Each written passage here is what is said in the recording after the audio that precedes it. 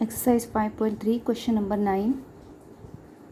Statement is, if the sum of 7 terms is given by 49. मैंने इसको short में लिख दिया है, तो आप क्वेश्चन अपनी NCERT बुक से क्वेश्चन 9 की स्टेटमेंट पहले रीड कर लें सम को करने से पहले। तो 7 टर्म्स का जो सम है it is given by 49 and sum of 17 terms is given by 289 and we have to find the sum of n terms.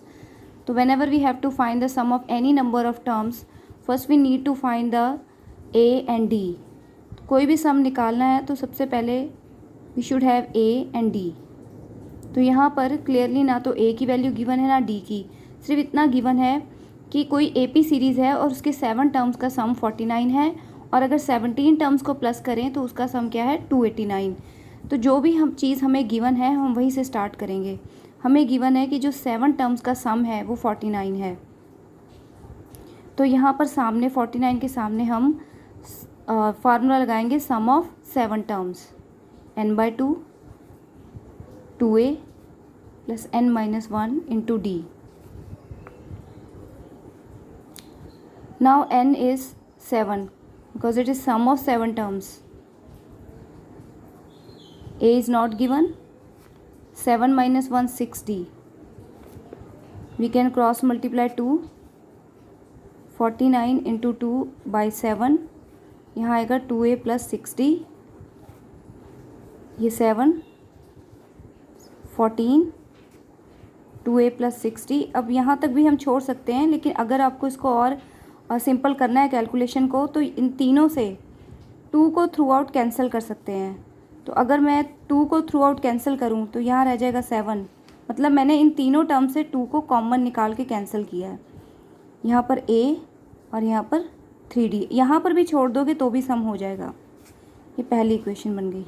दूसरी कंडीशन दी है कि 17 टर्म्स का सम, तो उसमें भी हमने ऐसे ही लिखना है 289 n/2 17/2 2a plus n-1, n की जगह पे आएगा 17 यानी 16d।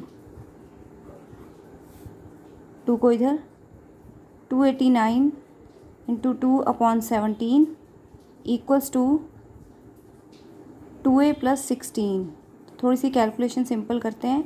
ये 289 जो है 17 से इसको डिवाइड कर दो,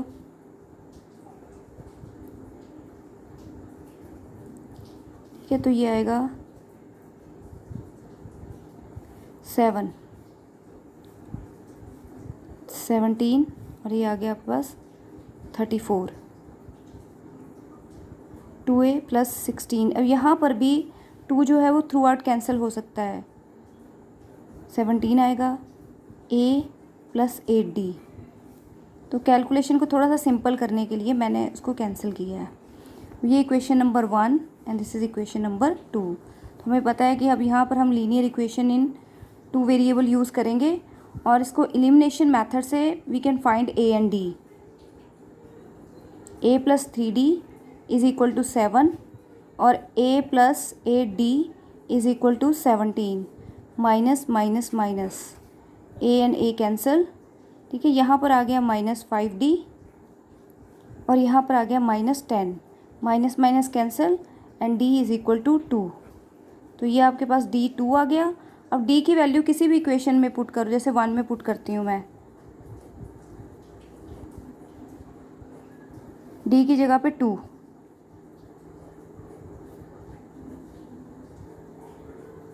तो a होगा आपके पास 1। Now we have calculated a is equal to 1 and d is equal to 2। तो d भी है हमारे पास और a भी आ गया है। तो अब कोई भी हो, किसी भी चीज़ का सम पूछा हो, किसी भी any number of terms, we can find the sum of any number of terms if you have a and d।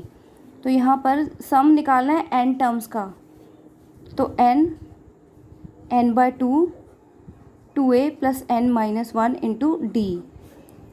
n तो n ही रहेगा क्योंकि n ही दिया हुआ है, लेकिन a की वैल्यू है 1 तो ये 2 आ गया और d की वैल्यू है 2 तो ये आ गया 2।